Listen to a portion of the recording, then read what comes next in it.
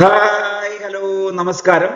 ഏവർക്കും PSC mind ബൂസ്റ്ററിന്റെ SCRT സീരീസിന്റെ മറ്റൊരു ക്ലാസ്സിലേക്ക് ഹാർദമായ സ്വാഗതം. ഇന്നത്തെ വീഡിയോയിലൂടെ നമ്മൾ ചർച്ച ചെയ്യാൻ പോകുന്നത് കഴിഞ്ഞ ക്ലാസ്സിന്റെ ബാക്കി ഭാഗമാണ്. അതായത് 6ാം ക്ലാസ്സിലെ പാഠപുസ്തകത്തിന്റെ ചാപ്റ്റേഴ്സ് ആണ് നമ്മൾ പരിചയപ്പെട്ടുകൊണ്ടിരിക്കുന്നത്. നമ്മൾ ഓൾറെഡി 8 ചാപ്റ്റേഴ്സ് പരിചയപ്പെട്ടിട്ടുണ്ട്. നമുക്ക് ഇന്നത്തെ ചാപ്റ്ററിലൂടെ പരിചയപ്പെടാനുള്ള കാര്യങ്ങൾ എന്താന്ന് നോക്കാം. ചാപ്റ്ററിന്റെ പേര് ഭരണഘടനയ്ക്കൊരു മുഖവുര എന്നാണ് ചാപ്റ്ററിന്റെ പേര്. അപ്പൊ നിങ്ങൾക്ക് മനസ്സിലായിട്ടുണ്ടാവും, ഭരണഘടനയുമായി ബന്ധപ്പെട്ട് കിടക്കുന്ന ഒരു ചാപ്റ്ററാണ് 9ാമതായിട്ട് പാഠപുസ്തകത്തിൽ പറഞ്ഞിരിക്കുന്നത്. ഈ ചാപ്റ്ററുമായി ബന്ധപ്പെട്ട് പറയുകയാണെങ്കിൽ ഒരുപാട് ചോദ്യങ്ങൾ PSC മുമ്പ് ഇതുമായിട്ട് ബന്ധപ്പെട്ട് ചോദിച്ചിട്ടുണ്ട് എന്നുള്ള കാര്യം മനസ്സിലാക്കിക്കൊള്ളണം. അതുകൊണ്ട് തന്നെ നമ്മളെ സംബന്ധിച്ചിടത്തോളം വളരെ വളരെ ഇമ്പോർട്ടൻ്റ് ആയിട്ടുള്ള ചാപ്റ്ററാണ് ഭരണഘടനയ്ക്കൊരു മുഖവുര. നോക്കാം എന്തൊക്കെ പോയിന്റ്സ് ആണ് ഈ ഭാഗത്തിലൂടെ നമുക്ക് മനസ്സിലാക്കി വെക്കാനുള്ളതെന്ന്. ഒന്നാമതായിട്ട് ഒരു ഭരണഘടന എന്താന്നുള്ളൊരു ഡെഫിനിഷൻ ഇവിടെ കൊടുത്തിട്ടുണ്ട്.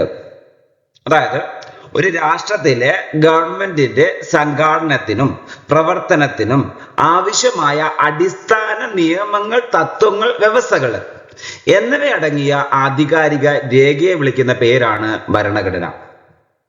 അപ്പൊ എന്തൊക്കെയാ?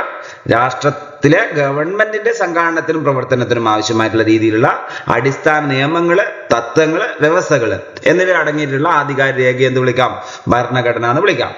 ഓക്കെ, നമ്മുടെ ഭരണഘടന എങ്ങനെയാണ് രൂപം കൊണ്ടത്, ആ ഭരണഘടനയുടെ മുൻഗാമികൾ എന്തൊക്കെയാണ്, ഇങ്ങനെയുള്ള കാര്യങ്ങളാണ് ഇനി അങ്ങോട്ടേക്കുള്ള വസ്തുതകളിൽ നമ്മൾ പഠിച്ചു പോകുന്നത്. നോക്കി, ആദ്യം നമുക്ക് ഹമ്മുറാബിയുടെ നിയമസംഹിതയാണ് പഠിക്കാനുള്ളത്. അപ്പൊ ഹമ്മുറാബി എന്നുള്ള വ്യക്തിയെ കുറിച്ച് ആദ്യം മനസ്സിലാക്കി വെച്ചോളാം. ലോകത്തിലെ ഏറ്റവും പഴക്കം ചെന്ന നിയമസംഹിതകളിൽ ഒന്നാണ് പുരാതന ബാബിലോണിയയിലെ ഭരണാധികാരിയായിരുന്ന ഹമ്മുറാബിയുടെ നിയമസംഹിത. ഓക്കെ, അപ്പോ ഹമ്മുറാബി എന്ന് പറയുന്നത് ബാബിലോണിയ ആ ഭാഗത്തെ ഭരണാധികാരിയായിരുന്നു. ലോകത്തിലെ ഏറ്റവും പഴക്കം ചെന്ന നിയമസംഹിത അതാണ് ഇത്, ഹമ്മുറാബിയുടെ നിയമസംഹിത. അപ്പൊ അവിടെ മനസ്സിലാക്കി വെക്കേണ്ട അടുത്ത വസ്തുത, ഒരു രാജ്യത്തിന്റെ അടിസ്ഥാന നിയമങ്ങളെ ധിക്കരിക്കാൻ, ഒരു രാജ്യത്തിന്റെ അടിസ്ഥാന നിയമങ്ങളെ ധിക്കരിക്കാൻ ആർക്കും അധികാരമില്ല എന്ന് ഈ നിയമസംഹിത അനുശാസിക്കുന്നുണ്ട്. അതുകൊണ്ടാണ് എന്ത് പറയുന്നത്, ലോകത്തിലെ ഏറ്റവും പഴക്കം ചെന്ന നിയമസംഹിതകളിൽ ഒന്ന് എന്ന രീതിയിൽ ഇതിനെ പറയാൻ കാരണം. പിന്നെ ഭരണഘടനയെ കുറിച്ച് പഠിക്കുന്ന സമയത്ത് അടുത്തായിട്ട് ഓർത്ത് വെക്കേണ്ടത് മാഗ്ന കാർട്ടയെ കുറിച്ചാണ്. എന്താ മാഗ്ന കാർട്ട എന്ന് ചോദിച്ചു കഴിഞ്ഞാൽ, ഇംഗ്ലണ്ടിലെ ജനങ്ങള് രാജാക്കന്മാരുടെ ഏകാധിപത്യത്തിൽ വീർപ്പ് മുട്ടിയ ഒരു കാലഘട്ടം ഉണ്ടായിരുന്നു. ഇതിനെതിരെ 1215 എന്ത് ചെയ്യുന്നു, ജോൺ രാജാവിനെ തടഞ്ഞു വെച്ചുകൊണ്ട് ജനങ്ങൾ ഒപ്പുവെച്ചിട്ടുള്ള പ്രമാണമാണ് ഏത്, മാഗ്ന കാർട്ട. അപ്പം മാഗ്ന കാർട്ട ഏത് രാജാവുമായിട്ട് ബന്ധപ്പെട്ട് കിടക്കുന്നു? അത് ജോൺ രാജാവുമായിട്ട് ബന്ധപ്പെട്ട് കിടക്കുന്നു. അത് ഏത് വർഷം ഒപ്പിട്ടുള്ളത്? 1215. രണ്ട് കാര്യം ഇവിടെ കിട്ടിയല്ലോ. നെക്സ്റ്റ്, രാജാവും ഭരണകൂടവും നിയമത്തിന് അതീതരല്ല എന്നാണ് ഇത് വ്യക്തമാക്കുന്നത്. മനുഷ്യാവകാശങ്ങളുടെ ചരിത്രത്തിലെ നായികക്കല്ലായി മാഗ്ന കാർട്ടയെ കണക്കാക്കുന്നുണ്ട്. കിട്ടിയല്ലോ. അത്രയും വസ്തുതകൾ മാഗ്ന കാർട്ടയായിട്ട് ബന്ധപ്പെട്ട് മനസ്സിലാക്കി വെച്ചോളാം. കാര്യം നമുക്ക് നോക്കാനുള്ളത് ഇംഗ്ലണ്ടിലെ മഹത്തായ വിപ്ലവമാണ്. അതായത് 17ാം നൂറ്റാണ്ടിൽ ഇംഗ്ലണ്ടിൽ പാർലമെന്റിന്റെ താല്പര്യങ്ങൾക്ക് വിരുദ്ധമായി പ്രവർത്തിച്ച രാജാക്കന്മാരും പാർലമെന്റും തമ്മിൽ നിരവധി സംഘർഷങ്ങൾ ഉണ്ടായിട്ടുണ്ട്. അങ്ങനെ അതിൽ പ്രധാനപ്പെട്ട ഒന്നാണ് 1688 മഹത്തായ വിപ്ലവം. ഏതാണ്? 1688 മഹത്തായ വിപ്ലവം. ഡീറ്റെയിൽ ആയിട്ട് ഈ കാര്യങ്ങളൊക്കെ പഠിക്കാനുണ്ട്. നമ്മൾ എന്ത് ചെയ്യുന്നു, മഹത്തായ വിപ്ലവത്തിന്റെ വർഷം 1688 എന്നുള്ള രീതിയിൽ മനസ്സിലാക്കുന്നു. പിന്നെ രാജാവിന്റെ സ്വേച്ഛാധിപത്യം അവസാനിപ്പിക്കാനും പാർലമെന്റിന്റെ അധികാരം വർദ്ധിപ്പിക്കുവാനും ഈ വിപ്ലവത്തിലൂടെ കഴിഞ്ഞിട്ടുണ്ട്. രാജാധികാരം പാർലമെന്റിന്റെ നിയന്ത്രണങ്ങളിലേക്ക് വിധേയമാവുകയും ചെയ്യുന്നത് ഈ മഹത്തായ വിപ്ലവത്തിലൂടെയാണ്. അങ്ങനെ ഇംഗ്ലണ്ടിൽ പാർലമെന്റിന് അധികാരം നൽകുന്ന ഭരണഘടനാ രൂപീകരണത്തിന് ഇത് വഴിയൊരുക്കി. അപ്പോൾ ആദ്യത്തെ നമ്മുടെ ഭരണഘടനാ രൂപീകരണമായിട്ട് ബന്ധപ്പെട്ട് കിടക്കുന്ന ഒരു വസ്തുത എന്ത് തന്നെയാണ്? മഹത്തായ വിപ്ലവം തന്നെയാണ്. ഇതേപോലെ തന്നെ ഇമ്പോർട്ടൻ്റ് ആണ് അമേരിക്കൻ സ്വാതന്ത്ര്യ പ്രഖ്യാപനം.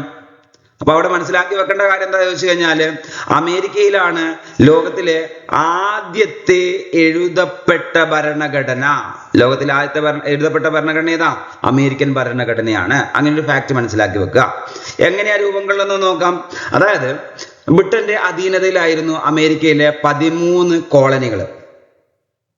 അങ്ങനെ ആ ബ്രിട്ടന്റെ അധീനതയിലായിരുന്ന ആ കോളനികളിൽ ബ്രിട്ടന്റെ തെറ്റായ നയങ്ങൾ ഉണ്ടായിരുന്നു. ആ നയങ്ങൾക്കെതിരെ പോരാട്ടം നടന്നു. തുടർന്ന് 1776 എന്ത് ചെയ്യുന്നു? 1776 ഓക്കെ 1776 എന്ത് ചെയ്യുന്നു? കോളനികൾ നടത്തിയ പ്രഖ്യാപനമാണ് അമേരിക്കൻ സ്വാതന്ത്ര്യ പ്രഖ്യാപനം. പഠിക്കാനുണ്ട്. അമേരിക്കൻ സ്വാതന്ത്ര്യ സമരം എന്താണ് ഡീറ്റെയിൽ ആയിട്ട് നമുക്ക് പഠിക്കാനുണ്ട്. ബോർഡ് മനസ്സിലാക്കി വെക്കുക. അമേരിക്കൻ സ്വാതന്ത്ര്യ സമരം നടന്ന വർഷം ഏതാ? 1776. എന്താ സംഭവം? 13 ബ്രിട്ടൻ കോളനികൾ. ആ കോളനികൾക്ക് എന്ത് ചെയ്യാണ്? സ്വാതന്ത്ര്യം പ്രഖ്യാപിച്ച പ്രഖ്യാപനത്തിന്റെ പേരാണെന്ത്? അമേരിക്കൻ സ്വാതന്ത്ര്യ പ്രഖ്യാപനം എന്ന് പറയുന്നത്. അത്രയേ ഉള്ളൂ. ജസ്റ്റ് ആ ഭാഗം മാത്രമാണ് ഇവിടെ പറയുന്നുള്ളൂ. അടുത്ത കാര്യം, ഗവൺമെന്റിനെ നീക്കം ചെയ്യാൻ ജനങ്ങൾക്ക് അധികാരമുണ്ട് എന്ന് ബോധ്യപ്പെടുത്താൻ ഈ പ്രഖ്യാപനത്തിലൂടെ കഴിഞ്ഞിട്ടുണ്ട്. അങ്ങനെ എന്ത് ചെയ്യുന്നു? ലോകത്തിലെ ആദ്യത്തെ എഴുതപ്പെട്ട ഭരണഘടനയായിട്ട് ഏത് മാറുകയാണ്? അമേരിക്കൻ സ്വാതന്ത്ര്യ പ്രഖ്യാപനം അല്ലെങ്കിൽ അമേരിക്കൻ ഭരണഘടന മാറുകയാണ്. ക്ലിയർ ആണോ? അടുത്ത ഫ്രഞ്ച് വിപ്ലവം എങ്ങനെയാണ് ഭരണഘടനാ നിർമ്മാണത്തിൽ സ്വാധീനിച്ചതെന്ന് നോക്കാം നമുക്ക്. അതായത് ഫ്രഞ്ച് വിപ്ലവത്തിന്റെ പ്രധാനപ്പെട്ട മുദ്രാവാക്യമാണ് സ്വാതന്ത്ര്യം, സമത്വം, സഹോദര്യം. അപ്പൊ ഒരുപക്ഷെ ഇങ്ങനെ ചോദിക്കാം, ഏത് വിപ്ലവവുമായി ബന്ധപ്പെട്ട് കിടക്കുന്നതാണ് സ്വാതന്ത്ര്യം, സമത്വം, സഹോദര്യം എന്ന രീതി ചോദിക്കുകയാണെങ്കിൽ ഫ്രഞ്ച് വിപ്ലവമാണ്. പിന്നെ അടുത്തായിട്ട് ഫ്രഞ്ച് വിപ്ലവം നടന്ന വർഷം 1789 മനസ്സിലാക്കി വെക്കുക. ആ രണ്ട് വസ്തുത ആദ്യം തന്നെ ഈ ഭാഗത്ത് നിന്ന് കണക്ട് ചെയ്തുകൊള്ളാം. അത് ചരിത്രമായിട്ട് ബന്ധപ്പെട്ടതാണെങ്കിലും നമ്മൾ എന്ത് ചെയ്യുന്നു? ഈ ഭാഗത്തിലൂടെ, കോൺസ്റ്റിറ്റ്യൂഷൻ ഭാഗത്തിലൂടെ ഈ ഭാഗം കൂടി പരിചയപ്പെട്ടു പോകുന്നു. ആദ്യം മുദ്രാവാക്യം, അടുത്ത ഫ്രഞ്ച് വിപ്ലവം നടന്ന വർഷം. കാര്യം കിട്ടിയല്ലോ. അപ്പൊ കാര്യം ഇങ്ങനെ മനസ്സിലാക്കണം. പാഠപുസ്തകത്തിൽ പറയുന്നത് എങ്ങനെയാണ്? സ്വാതന്ത്ര്യം, സമത്വം, സാഹോദര്യം എന്നീ മുദ്രാവാക്യങ്ങൾ ഉയർത്തി ഫ്രഞ്ച് ജനത 1789 നടത്തിയ വിപ്ലവമാണിത്. പിന്നെ രാജാധികാരത്തിനെതിരെ ജനങ്ങളുടെ പരമാധികാരം എന്ന ആശയം അംഗീകരിക്കപ്പെട്ടത് ഈ വിപ്ലവത്തിലൂടെയാണ്. അപ്പൊ രാജാധികാരം മാറ്റിയിട്ട് ജനങ്ങളുടെ പരമാധികാരം കൊണ്ടുവന്നത് ഏത് വിപ്ലവത്തിലൂടെയാ? ഫ്രഞ്ച് വിപ്ലവത്തിലൂടെയാണ്. അങ്ങനെ എന്ത് ചെയ്യുന്നു? ഫ്രാൻസിൽ ഒരു ഭരണഘടന രൂപപ്പെടുകയാണ്. രാജാവിന്റെ അധികാരങ്ങൾ ഭരണഘടനയ്ക്ക് വിധേയമാക്കപ്പെടുകയാണ്. അങ്ങനെയാണ് ഫ്രഞ്ച് വിപ്ലവത്തിന്റെ അനന്തരഫലമായിട്ട് വരുന്നത്. മനസ്സിലാക്കി വെക്കേണ്ട കാര്യം, ഇവിടെ മുകളിൽ പരാമർശിച്ചിട്ടുള്ള ചരിത്ര സംഭവങ്ങളിൽ നിന്നും ജനങ്ങളുടെ ക്ഷേമത്തിനും പുരോഗതിക്കും ഒരു ഏകീകൃത നിയമാവലി ആവശ്യമാണെന്ന് നമുക്ക് ബോധ്യപ്പെടണം. അതുകൊണ്ടാണ് ആ കാര്യം ആദ്യം കൊടുത്തിട്ടുള്ളത്. അപ്പോൾ അടിച്ചമർത്തലിനും ചൂഷണത്തിനുമെതിരെ ജനങ്ങൾ നടത്തിയ ഇടപെടലുകളാണ് ഭരണഘടനയുടെ രൂപീകരണത്തിന് ഇടയാക്കിയിട്ടുള്ളത്. അപ്പോൾ ഫ്രഞ്ച് വിപ്ലവമായിട്ട് ബന്ധപ്പെട്ടും എന്ത് രൂപം കൊണ്ടിട്ടുണ്ട്? ഭരണഘടന അവിടെയും രൂപം കൊണ്ടിട്ടുണ്ട്. കിട്ടിയോ? അടുത്ത ഭാഗം, ഭരണഘടനകൾ പല രീതിയിലുണ്ട് എന്നുള്ള കാര്യം പറയുന്നു. എങ്ങനെയൊക്കെയാണ് ഭരണഘടനയെ തരംതിരിച്ചത് എന്ന രീതിയിലാണ് നമ്മൾ പരിചയപ്പെടുന്നത്. ഭരണഘടനയെ 3 തരംതിരിക്കുന്ന രീതിയിൽ മനസ്സിലാക്കി വെക്കുക. അതിന്റെ സ്വഭാവത്തിന്റെ അടിസ്ഥാനത്തിൽ, മാറ്റം വരുത്തുന്നതിനുള്ള പ്രക്രിയയുടെ അടിസ്ഥാനത്തിൽ, രൂപം കൊണ്ട രീതിയുടെ അടിസ്ഥാനത്തിൽ. ഇതിന്റെയൊക്കെ അടിസ്ഥാനത്തിൽ എന്ത് ചെയ്യാൻ പറ്റും? നമുക്ക് ഭരണഘടനയെ 3 തരംതിരിക്കാൻ പറ്റും. സ്വഭാവത്തിന്റെ അടിസ്ഥാനത്തിൽ നോക്കുകയാണെങ്കിൽ ലിഖിതം, അലിഖിതം എന്ന രീതിയിൽ ഭരണഘടനയെ ആ രീതിയിൽ 2 തരംതിരിക്കും. പിന്നെ അടുത്തായിട്ട് മാറ്റം വരുത്തുന്നതിനുള്ള പ്രക്രിയയായിട്ട് ബന്ധപ്പെട്ടിട്ട് ദൃഢമായതും അഴവുള്ളതുമായത് എന്ന രീതിയിൽ 2 തരംതിരിക്കാം. നെക്സ്റ്റ് രൂപം കൊണ്ട രീതിയെ അടിസ്ഥാനപ്പെടുത്തി നമുക്ക് നടപ്പിലാക്കിയത്, പരിണമിച്ചത് എന്ന രീതിയിൽ 2 തരംതിരിക്കാം. അപ്പൊ ആ രീതിയിലാണ് ഭരണഘടനയെ തരംതിരിച്ചിരിക്കുന്നത്. ഓരോന്നിന്റെ സവിശേഷതകൾ നമ്മൾ അങ്ങോട്ടേക്ക് എടുത്ത് പരിശോധിക്കും. അവിടെ നിൽക്കട്ടെ എന്തായാലും.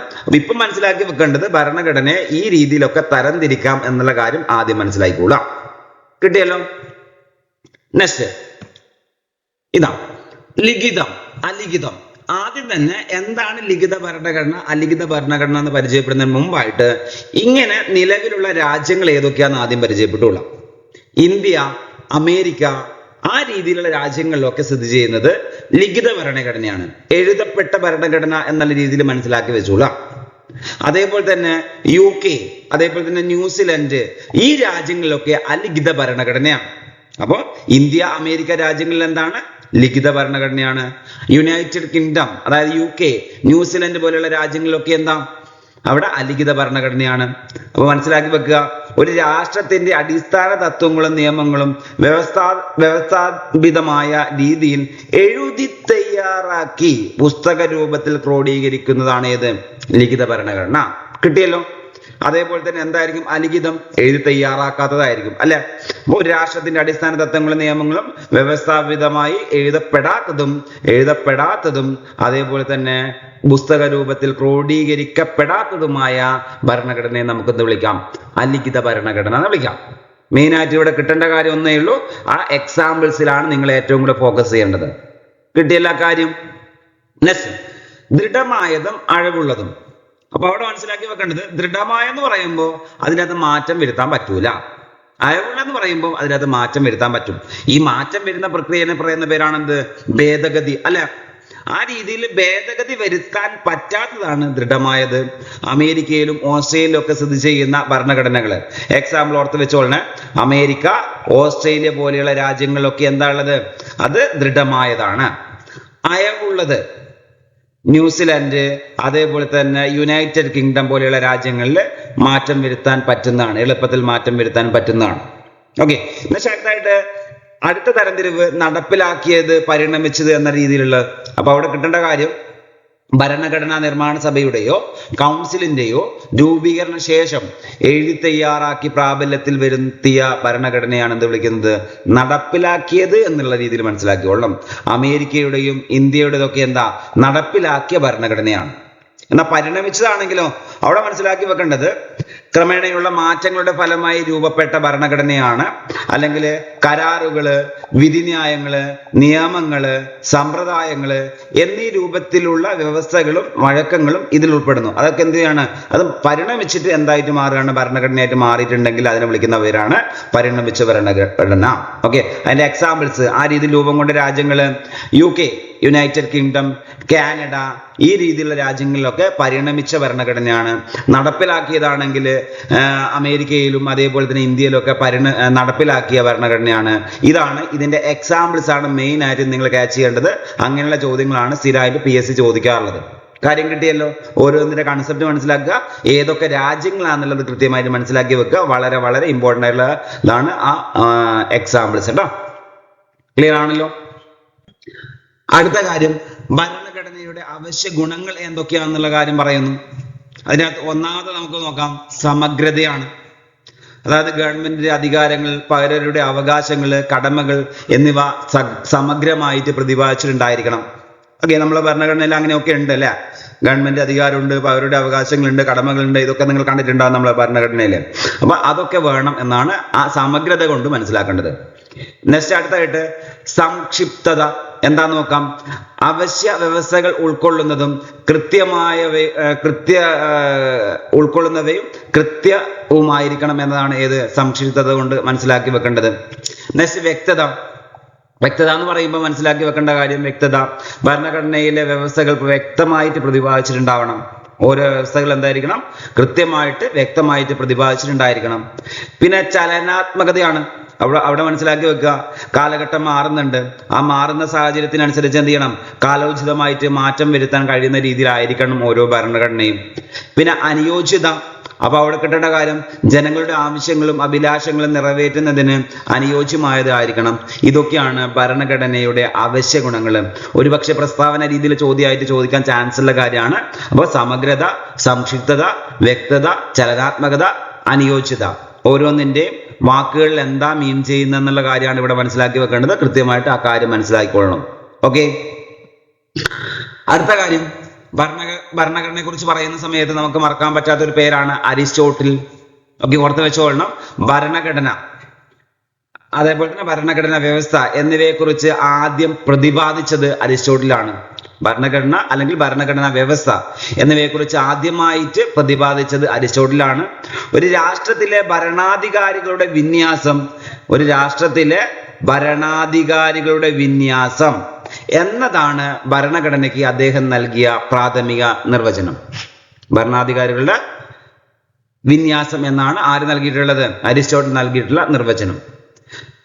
അങ്ങനെയാണെങ്കിൽ അദ്ദേഹം നൽകിയ പ്രാഥമിക നിർവചനം അങ്ങനെയാണെങ്കിൽ സാധാരണ നിയമങ്ങൾ എന്നും ഭരണഘടനാ നിയമങ്ങൾ എന്നും അദ്ദേഹം സാധാരണ നിയമങ്ങൾ എന്നും അതേപോലെ ഭരണഘടനാ നിയമങ്ങൾ എന്നും അദ്ദേഹം നിയമങ്ങളെ രണ്ടായിട്ട് തരംതിരിച്ചിട്ടുണ്ടായിരുന്നു. സാധാരണ നിയമം, ഭരണഘടനാ നിയമം, ഇങ്ങനെ രണ്ടായിട്ട് അദ്ദേഹം നിയമങ്ങളെ തരംതിരിച്ചിട്ടുണ്ടായിരുന്നു. ക്ലിയർ അല്ലേ? അപ്പൊ അരിസ്റ്റോട്ടലിനെ മറന്നു പോകാതെ ഓർത്ത് വെച്ചോളൂ കേട്ടോ. അടുത്ത കാര്യം, നമ്മുടെ ഇന്ത്യൻ ഭരണഘടനയായി ബന്ധപ്പെട്ട് നിങ്ങൾ ഓർത്ത് വെക്കേണ്ട കുറച്ച് വസ്തുതകളാണ് ഇനി അങ്ങോട്ടേക്ക് പോകുന്നത്. എങ്ങനെയൊക്കെയാണ് ഭരണഘടനാ നിർമ്മാണത്തിന്റെ നാഴിക കല്ലുകൾ എന്നുള്ള കാര്യമാണ് ഇനി അങ്ങോട്ടേക്ക് നോക്കുന്നത്. നമ്മൾ ആദ്യം മനസ്സിലാക്കി വെക്കുക, ഇന്ത്യൻ ഭരണഘടനയെ കുറിച്ച് മനസ്സിലാക്കുമ്പോൾ ആദ്യം ഇംഗ്ലീഷ് ഈസ്റ്റ് ഇന്ത്യ കമ്പനിയെ കുറിച്ചൊന്ന് മനസ്സിലാക്കണം. ഇന്ത്യയുമായി വ്യാപാര ബന്ധം സ്ഥാപിക്കുന്നതിന് വേണ്ടി 1600 ഇംഗ്ലീഷ് ഈസ്റ്റ് ഇന്ത്യ കമ്പനി സ്ഥാപിക്കപ്പെടുകയാണ് ചെയ്യുന്നത്. അങ്ങനെ കച്ചവടത്തിനായി വന്ന ബ്രിട്ടീഷുകാർ ക്രമേണ അധികാരികളായിട്ട് മാറുന്നതാണ് നമുക്ക് കാണാൻ പറ്റുക. അങ്ങനെ ഇന്ത്യയുടെ ഭരണം ആരുടെ കയ്യിലായി? കമ്പനികളുടെ കയ്യിലായി. അതാണ് ഇന്ത്യയിൽ സംഭവിച്ച ഒന്നാമത്തെ മാറ്റം. അതിനുശേഷം എന്ത് സംഭവിക്കുന്നു? 1857 ഒന്നാം സ്വാതന്ത്ര്യ സമരം നടക്കുകയാണ്. ഒന്നാം സ്വാതന്ത്ര്യ സമരം നടന്ന വർഷം 1857 അല്ലെ? അപ്പൊ ആ സമയം എന്തൊക്കെയാണ് സംഭവിക്കുന്നത് നോക്കാം. ആ സമയത്ത് ബ്രിട്ടീഷുകാർക്കെതിരെ എന്ത് ചെയ്യുന്നു? ഇന്ത്യയിൽ നിന്ന് ഇന്ത്യക്കാർ ആദ്യമായി നടത്തിയ ഒരു ബഹുജന സമരമാണ് ഒന്നാം സ്വാതന്ത്ര്യ സമരം. ഇംഗ്ലീഷ് ഈസ്റ്റ് ഇന്ത്യ കമ്പനിയുടെ ഭരണം അവസാനിക്കുന്നതിന് ഇത് കാരണമായി. English east India company 1600 സ്ഥാപിച്ചിട്ടുണ്ടായിരുന്നു. അത് ഭരണം അവസാനിക്കുന്നതിന് കാരണമാവുന്നത് ഏതാണ്? 1857 വിപ്ലവമാണ്. തുടർന്ന് ഇന്ത്യയുടെ ഭരണം ബ്രിട്ടീഷ് രാജ്ഞിയാണ് പിന്നീട് നേരിട്ട് ഏറ്റെടുക്കുന്നത്. പിന്നീട് ഈസ്റ്റ് ഇന്ത്യ കമ്പനി മാറിയിട്ട് ആരേറ്റെടുക്കുന്നു? ബ്രിട്ടീഷ് രാജ്ഞി ഭരണം നേരിട്ട് ഏറ്റെടുക്കുകയാണ്. അതിനുശേഷം മനസ്സിലാക്കി വെക്കേണ്ടത് ഇന്ത്യൻ കൗൺസിൽസ് ആക്ടുകളെ കുറിച്ചാണ്. കുറെ കൗൺസിൽ ആക്ടുകൾ വന്നിട്ടുണ്ട്. അതായത് ബ്രിട്ടീഷ് ഇന്ത്യയുടെ ഭരണകാര്യങ്ങളിൽ ഇന്ത്യക്കാരുടെ പങ്കാളിത്തം ഉറപ്പുവരുത്താൻ സഹായിച്ച നിയമങ്ങളെയാണ് എന്ത് പറയുന്നത്? ഇന്ത്യൻ കൗൺസിൽ ആക്ടുകൾ എന്ന് പറയുന്നത്. ആ രീതിയിൽ ആക്ടുകളൊക്കെ വന്നിട്ടുണ്ട്. അടുത്തതായിട്ട് സ്വാതന്ത്ര്യ സമര പ്രസ്ഥാനങ്ങൾ വരികയാണ്. അതായത് ബ്രിട്ടീഷുകാർക്കെതിരെ ഇന്ത്യയുടെ സ്വാതന്ത്ര്യത്തിന് വേണ്ടി പോരാടിയ പ്രസ്ഥാനങ്ങൾ പ്രധാന പങ്ക് വഹിച്ചത് ഇന്ത്യൻ നാഷണൽ കോൺഗ്രസ് ആണ്, INC ആണെന്ന് നിങ്ങൾക്കറിയാം. INC രൂപം കൊള്ളുകയാണ്. അതിനുശേഷം ഇന്ത്യക്ക് ഒരു ഭരണഘടന തയ്യാറാക്കുന്നതിനായി ഭരണഘടന നിയമ നിർമ്മാണ സഭ എന്ത് ചെയ്യാണ്? വരികയാണ്. ഭരണഘടന നിർമ്മാണ സഭ വരികയാണ്. ആ രീതിയിൽ ആദ്യമായിട്ട് ആവശ്യം മുന്നോട്ട് വെച്ചിട്ടുള്ളത് ഈ പ്രസ്ഥാനമാണ്. ഭരണഘടനാ നിയമനിർമ്മാണ സഭയാണ് എന്ത് ചെയ്യുന്നത്? ഭരണഘടന വേണം എന്നുള്ള ആവശ്യം ആദ്യമായിട്ട് മുന്നോട്ട് വെക്കുന്നത്. അത് ഏതിന്റെ ബേസ് ആയിട്ടാണ് വരുന്നത്? INCയുടെ ബേസ് ആയിട്ടാണ്. അപ്പോൾ ഭരണഘടനാ നിർമ്മാണ സഭ വേണമെന്ന ആവശ്യം ഔദ്യോഗികമായി മുന്നോട്ട് വെച്ചതും ഏത് പ്രസ്ഥാനം തന്നെയാണ്? ഇന്ത്യൻ നാഷണൽ കോൺഗ്രസ് തന്നെയാണ്. ഓക്കെ, നെക്സ്റ്റ് അതിനുശേഷം മനസ്സിലാക്കി വെക്കേണ്ടത് ഗവൺമെന്റ് ഓഫ് ഇന്ത്യ ആക്ടുകളാണ്. കുറെ ഗവൺമെന്റ് ഓഫ് ഇന്ത്യ ആക്ടുകൾ നമുക്ക് പരിചയപ്പെടാനുണ്ട്. ഓർത്തോളണം, ഇന്ത്യക്കാരുടെ ഭരണ പങ്കാളിത്തം ക്രമേണ വർദ്ധിപ്പിക്കുന്നതിനും ഇന്ത്യയിൽ മെച്ചപ്പെട്ട ഭരണം ഉറപ്പുവരുത്തുന്നതിനും വേണ്ടി ബ്രിട്ടീഷുകാർ നടപ്പിലാക്കിയ നിയമങ്ങളാണ് എന്ത്? ഗവൺമെന്റ് ഓഫ് ഇന്ത്യ ആക്ടുകൾ. അതിനുശേഷം മറ്റൊരു കമ്മീഷൻ വരികയാണ്, ക്യാബിനറ്റ് മിഷൻ എന്ന് പറയുന്നൊരു മിഷൻ വരികയാണ്, അല്ല കമ്മീഷൻ വരികയാണ്. അതായത് ഇന്ത്യക്ക് പൂർണ്ണമായ സ്വയംഭരണ അധികാരം നൽകുന്നതിന് വേണ്ടി ബ്രിട്ടീഷ് ഗവൺമെന്റ് ക്യാബിനറ്റ് മിഷനെ ഇന്ത്യയിലേക്ക് അയക്കുകയാണ് ചെയ്യുന്നത്. ഇതനുസരിച്ച് ഇന്ത്യക്കായി ഒരു ഭരണഘടന തയ്യാറാക്കുന്നതിന് വേണ്ടിയിട്ട് 1946 ഭരണഘടനാ നിർമ്മാണ സഭ നിലവിൽ വരികയാണ്. അപ്പോൾ ഇന്ത്യയിൽ ഭരണഘടനാ നിർമ്മാണ സഭ നിലവിൽ വന്നത് 1946 എന്നുള്ള കാര്യം മനസ്സിലാക്കി വെക്കുക. ഇത്രയും കാര്യങ്ങൾ ഈ ഭാഗത്തിലൂടെ നിങ്ങൾ മനസ്സിലാക്കിക്കൊള്ളണം. അടുത്തായിട്ട് ഭരണഘടനാ നിർമ്മാണ സഭയായിട്ട് ബന്ധപ്പെട്ട് പ്രധാനപ്പെട്ട ഒരു വ്യക്തിയാണല്ലോ ഡോക്ടർ രാജേന്ദ്ര പ്രസാദ്. അപ്പം ഭരണഘടനയായിട്ട് ബന്ധപ്പെട്ട് നിങ്ങൾ മനസ്സിലാക്കി വെക്കേണ്ടത് ഭരണഘടന നിർമ്മാണ സഭയുടെ അധ്യക്ഷൻ ആരായിരുന്നു? ഡോക്ടർ രാജേന്ദ്ര പ്രസാദ്. അദ്ദേഹമാണ് ഭരണഘടനാ നിർമ്മാണ സഭയുടെ അധ്യക്ഷൻ. ശേഷം മനസ്സിലാക്കി വെക്കേണ്ടത് ഡോക്ടർ BR അംബേദ്കർ. അതായത് ഭരണഘടനാ നിർമ്മാണ സഭയുടെ ഡ്രാഫ്റ്റിംഗ് കമ്മിറ്റി ഉണ്ടായിരുന്നു. ആ ഡ്രാഫ്റ്റിംഗ് കമ്മിറ്റിയുടെ ചെയർമാനായിട്ട് ആര് വരികയാണ്? Doctor BR Ambedkar. രണ്ട് വസ്തുതകൾ, അധ്യക്ഷനായിട്ട് രാജേന്ദ്ര പ്രസാദും അതേപോലെ തന്നെ ഡ്രാഫ്റ്റിംഗ് കമ്മിറ്റിയുടെ ചെയർമാനായിട്ട് ആരും വരികയാണ്? BR അംബേദ്കറും വരികയാണ്. അങ്ങനെ ഭരണഘടനയുടെ കരട് രൂപം ആര് എഴുതി തയ്യാറാക്കുന്നു? BR അംബേദ്കർ എഴുതി തയ്യാറാക്കുന്നു. ഭരണഘടനാ നിർമ്മാണ സഭ 1949 നവംബർ 26 ഭരണഘടനയ്ക്ക് അംഗീകാരം കൊടുക്കുന്നു. അപ്പൊ ഭരണഘടനയ്ക്ക് അംഗീകാരം കൊടുത്ത ഡേറ്റ് ഏതാ? 1949 നവംബർ 26 അംഗീകാരം കൊടുക്കുന്നത്. അതുകൊണ്ട് തന്നെ മനസ്സിലാക്കി വെച്ചോളണം, നവംബർ 26 എന്നുള്ള ഡേറ്റ് ഇതാണ് ഭരണഘടനാ ദിനം. ഭരണഘടനാ ദിനം എന്ന നവംബർ 26 എന്നാ രൂപം കൊള്ളുന്നത്, ഭരണഘടനയ്ക്ക് അംഗീകാരം നൽകുന്നത് 1949 നവംബർ 26. നെക്സ്റ്റ്, ഭരണഘടന ഔദ്യോഗികമായി നിലവിൽ വരുന്നത് അത് 1950 ജനുവരി 26 അതുകൊണ്ട് തന്നെ ആ ദിവസത്തെ നമ്മൾ എന്ത് പറയുന്നു? റിപ്പബ്ലിക് ഡേ എന്ന് പറയുന്നു. അപ്പൊ മനസ്സിലാക്കി വെക്കേണ്ടത്, ഇന്ത്യ ഒരു പരമാധികാര ജനാധിപത്യ റിപ്പബ്ലിക് ആയിട്ട് മാറിയതെന്ന 1950 ജനുവരി 26. ആ 2 വർഷങ്ങളും ഡേറ്റുകളും മനസ്സിലാക്കി വെച്ചോളൂ. അതായത് 1949 നവംബർ 26 ഭരണഘടനയ്ക്ക് അംഗീകാരം നൽകുന്നു. അതേപോലെ തന്നെ ഭരണഘടന ഔദ്യോഗികമായിട്ട് നിലവിൽ വരുന്നത് 1950 ജനുവരി 26. നവംബർ 26 നിയമദിനം. അതേപോലെ തന്നെ ജനുവരി 26 റിപ്പബ്ലിക് ഡേ. ഈ കാര്യങ്ങളൊക്കെ ഒന്ന് ഓർത്ത് വെച്ചോളണം. അതേപോലെ തന്നെ ഭരണഘടനയുടെ സ്ഥിരം അധ്യക്ഷൻ ഡോക്ടർ രാജേന്ദ്ര പ്രസാദ്, അതേപോലെ തന്നെ ഭരണഘടന ഡ്രാഫ്റ്റിംഗ് കമ്മിറ്റിയുടെ ചെയർമാൻ BR അംബേദ്കർ. കിട്ടിയല്ലോ. അടുത്ത ഫാക്ട്, ക്യാബിനറ്റ് മിഷനെ കുറിച്ച് മനസ്സിലാക്കാം നമുക്ക്. ഇന്ത്യക്ക് പരമാധികാരം കൈമാറുന്നതിനുമായിട്ട് ബന്ധപ്പെട്ട് ഇന്ത്യൻ നേതാക്കളുമായിട്ട് ചർച്ച ചെയ്യുന്നതിന് വേണ്ടി ബ്രിട്ടീഷ് സർക്കാർ നിയോഗിച്ച 3 അംഗ സമിതിയെ വിളിക്കുന്ന പേരാണ് ക്യാബിനറ്റ് മിഷൻ. അപ്പൊ ക്യാബിനറ്റ് മിഷൻ എന്തിനു വേണ്ടിയിട്ടാ? ഇന്ത്യക്ക് പരമാധികാരം കൈമാറുന്നതുമായിട്ട് ബന്ധപ്പെട്ട് ബ്രിട്ടീഷ് ഗവൺമെന്റ് രൂപീകരിച്ചൊരു കമ്മീഷനാണ് ഇത് ക്യാബിനറ്റ് മിഷൻ. എത്ര അംഗങ്ങൾ ഉണ്ടായിരുന്നു? 3 അംഗങ്ങളാണ് ഉണ്ടായിരുന്നത്. കിട്ടിയല്ലോ. പിന്നെ ഇന്ത്യയിലെ പ്രധാന രാഷ്ട്രീയ കക്ഷികളുടെ നേതാക്കളുമായിട്ട് അവർ ചർച്ച നടത്തുന്നു. അതിനുശേഷം ഇന്ത്യക്ക് ഭരണഘടന തയ്യാറാക്കുന്നതിന് വേണ്ടി ഭരണഘടനാ നിർമ്മാണ സഭ രൂപീകരിക്കണമെന്ന ആവശ്യം ക്യാബിനറ്റ് മിഷൻ അംഗീകരിക്കുകയാണ് ചെയ്യുന്നത്. അങ്ങനെ ഇന്ത്യയുടെ ഭാവി രാഷ്ട്രീയ സംവിധാനത്തെ കുറിച്ചുള്ളതായിരുന്നു ആ പ്രസ്തുത മിഷൻ എന്നുള്ള രീതിയിൽ മനസ്സിലാക്കി വെച്ചൂല. അപ്പൊ ക്യാബിനറ്റ് മിഷനെ കുറിച്ച് മനസ്സിലാക്കിയല്ലോ. ഈ ക്യാബിനറ്റ് മിഷനിലെ അംഗങ്ങളും കാര്യങ്ങളും ഒക്കെ നമുക്ക് എന്ത് ചെയ്യാം, പിന്നീടുള്ള ചാപ്റ്റേഴ്സിൽ പരിചയപ്പെടാം. ഇപ്പം ജസ്റ്റ് ക്യാബിനറ്റ് മിഷനെ കുറിച്ചൊന്ന് പരിചയപ്പെട്ടു പോയിക്കൂടാ. ക്ലിയർ ആണല്ലോ. അടുത്ത കാര്യം, ഭരണഘടനയെ കുറിച്ചുള്ള ഒരു ഭാഗം ഇവിടെ കൊടുത്തിട്ടുണ്ട്. ഭരണഘടനയുടെ ഒരു ഭാഗമാണ് ആമുഖം. അപ്പൊ ആമുഖത്തിൽ പ്രതിപാദിച്ചിരിക്കുന്ന വിഷയങ്ങൾ ഏതൊക്കെയെന്ന രീതിയിൽ ചോദ്യം വരാറുണ്ട്. അപ്പൊ അങ്ങനെയുള്ള കാര്യങ്ങൾ ഈ ഭാഗത്തിലൂടെ മനസ്സിലാക്കി വെക്കുക. നമ്മുടെ ഭരണഘടനയിലെ ആദ്യത്തെ വാക്കുകൾ എന്തൊക്കെയാന്നുള്ളത് മനസ്സിലാക്കി വെച്ചുള്ള. ഓക്കെ, ജസ്റ്റ് ഇത് പറഞ്ഞു പോകാം. ഭാരതത്തിലെ ജനങ്ങളായ നാം ഭാരതത്തെ ഒരു പരമാധികാര സ്ഥിതി സമത്വ മതേതര ജനാധിപത്യ റിപ്പബ്ലിക്കായി സംവിധാനം ചെയ്യുവാനും അതിലെ പൗരന്മാർക്കെല്ലാം സാമൂഹ്യവും സാമ്പത്തികവും രാഷ്ട്രീയവും ആയ നീതിയും അങ്ങനെ തുടങ്ങുന്നതാണ് നമ്മുടെ ആമുഖം എന്ന് മനസ്സിലാക്കി വെക്കുക. നമുക്ക് ആദ്യം പറഞ്ഞ വാക്കുകളൊക്കെയാണ് ഏറ്റവും പ്രധാനപ്പെട്ടത്.